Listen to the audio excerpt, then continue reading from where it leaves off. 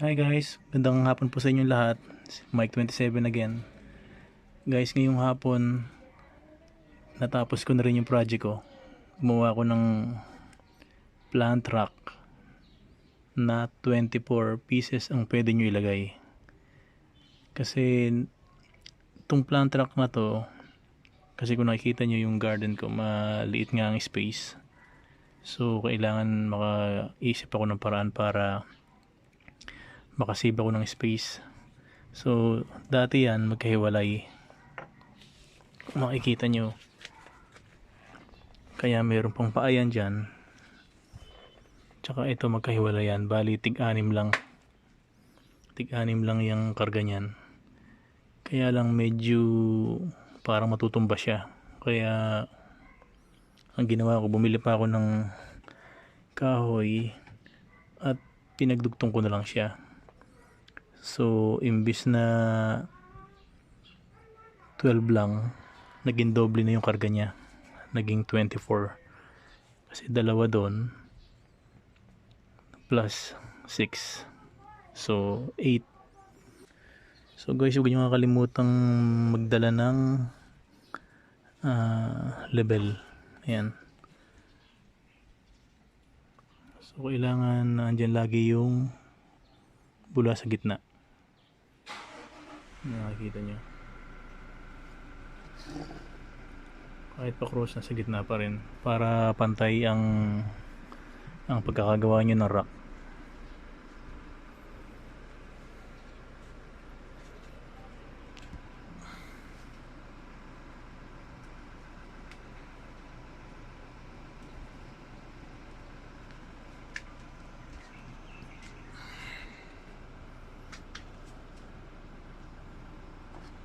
Guys, kahit dito makikita nyo, dapat level yung gawa nyo, nasa gitna, di ba? Pag kinaros nyo ganito, nasa gitna pa rin yung bula.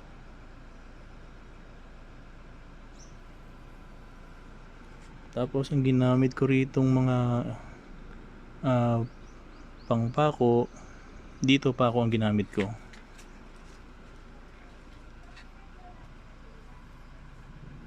Yan, makikita nyo pa ako dyan para matibay. Mga pako ang ginamit ko dyan. Pero dito mga screw na lang, kasi hindi ko na pwedeng ipukpukin kasi luluwag siya. So mga screw na lang ang ginamit ko dyan.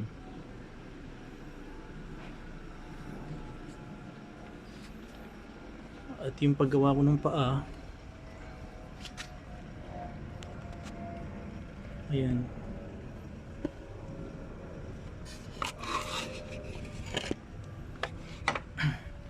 kasi nga palang ginamit ko na kahoy dito, sa scrap lang, yung mumurahin lang. Bali per kilo, kilo binibili ko mga second hand lang na kahoy para makamura, para makatipid.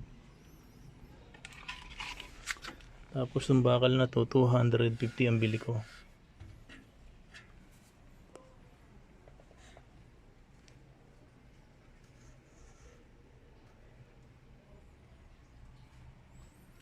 So ako na rin ang nag-welding yan. Tapos pipinturahan ko na lang siya. Pati ito pipinturahan ko na lang para hindi siya mabulok. So ang sukat nito is 5 feet. Tapos itong mga kahoy na to, ang haba niya is 3 feet. Ito namang mga patungan ng paso, 10 inches ang haba nito. 10 inches yan.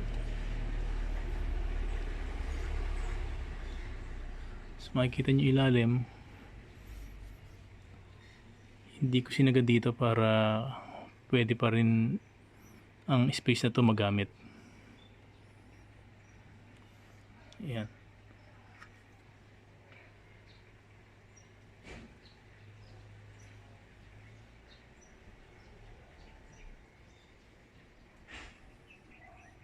So kung binili ko siguro yung kahoy nito sa lumber, abutin siguro ng mga 1,000 mahigit ang magagastos ko sa pagbili pa lang ng kahoy, plus yung bakal pa. So dito ang naubos ko sa kahoy at bakal is almost 700 to 800 pesos kasama na yung bakal. Kasi kung bibili kayo ng bakal na brand new, aabutin din halos ng mahigit 700, while itong nabili ko na to, square bar, angle bar, is 250 pesos lang itong tubo na to. Ang mga kahoy naman, yung sinabi ko sa inyo kanina, 700, more or less 700 na ubos ko sa mga kahoy na to. Well, kung bibili nyo siya ay abutin ng mga 1,500. So itong built na to, bali kung brand new ang ginamit nyo na kahoy, abutin kayo ng mga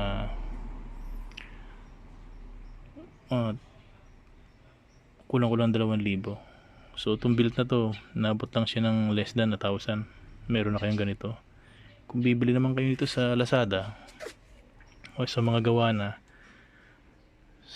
sa built na to, sa 5 feet na to, aabutin kayo ng mga more or less 3,000 ang pipresyo sa inyo sa pagkakagawa na to. So mabuti pa kayo na lang ang gumawa. At the same time, may exercise pa kayo.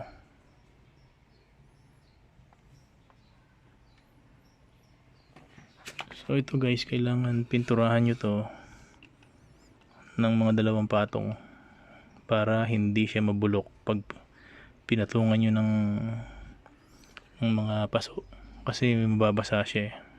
So kailangan at least as much possible medyo waterproof yung pampipintura nyo, tsaka mga 2 hanggang 3 patong para tumagal siya. At dito rin sa paa niya na para hindi ganong kalawangin.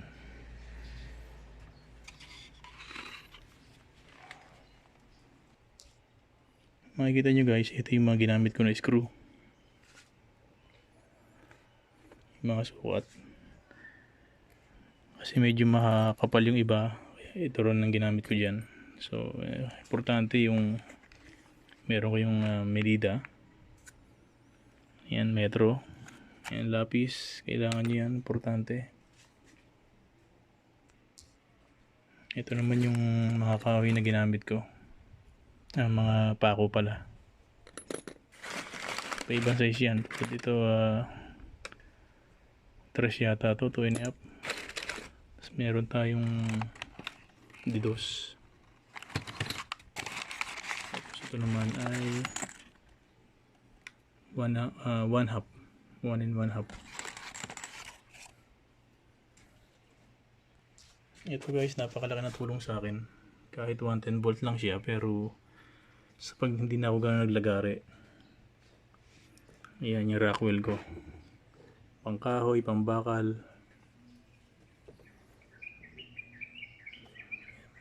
pangkahoy, pambakal yan para mapabilis ang trabaho. Yan.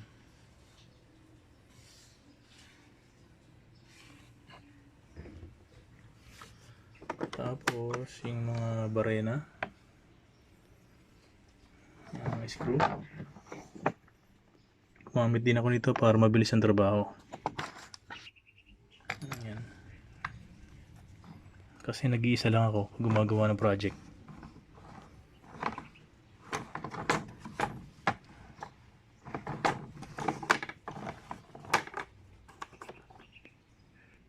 Ay, pang barena natin, tagal na sa akin to, bawing-bawi na ako dito. Ang dami ko ng nagawang project gamit ng drill na to, pambato, pambakal, pangkahoy. Subok na, almost mga 7 years na rin sa akin to.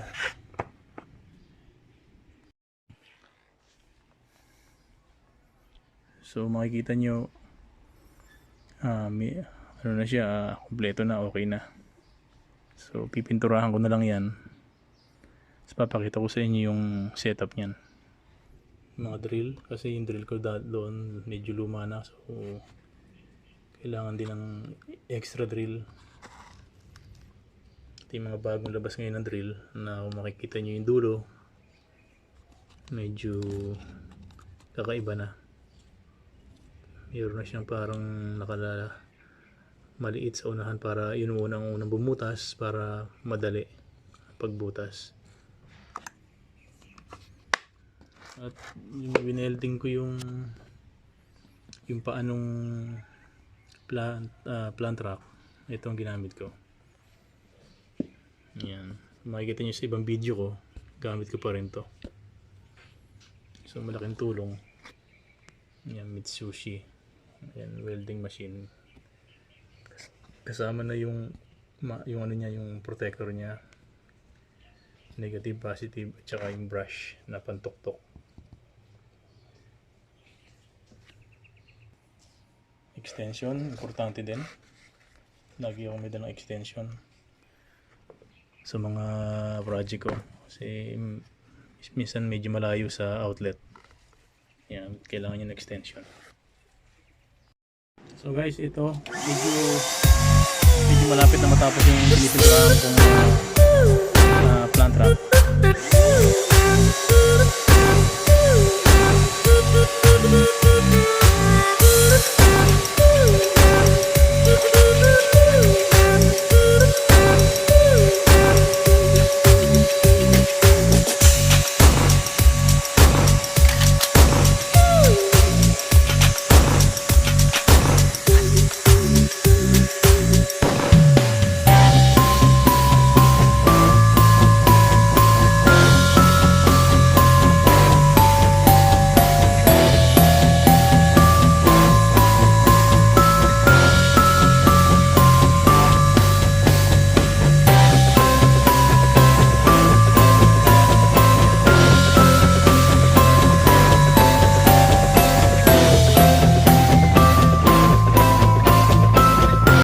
So ito, bali nag-ano na tayo, naglalagay na tayo ng mga halaman sa plant rack natin.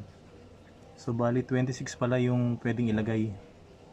Pwede pang gawing 30 kung bibili ka ng kahoy ng mga 20 inches. Pwedeng 30 ang pot na pwede mo ilagay.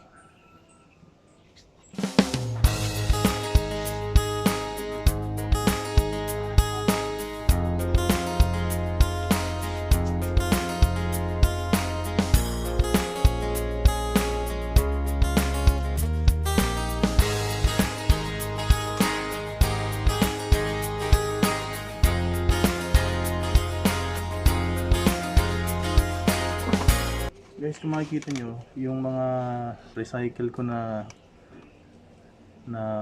pot, binutasan ko hanggang dito. Kasi dati hanggang dito yan, di ba? Ang tubig, nalulunod yung halaman sa loob kasi masyadong malaki yung part na nakalubog, yung lupa na nakalubog sa tubig. So ginawa ko, binutasan ko dito para yan lang ang reserve na tubig niya. So halos dulo lang nung isang part na to, halos dulo lang yung nakasagi sa tubig para hindi siya masyadong basang-basa lagi sa baba.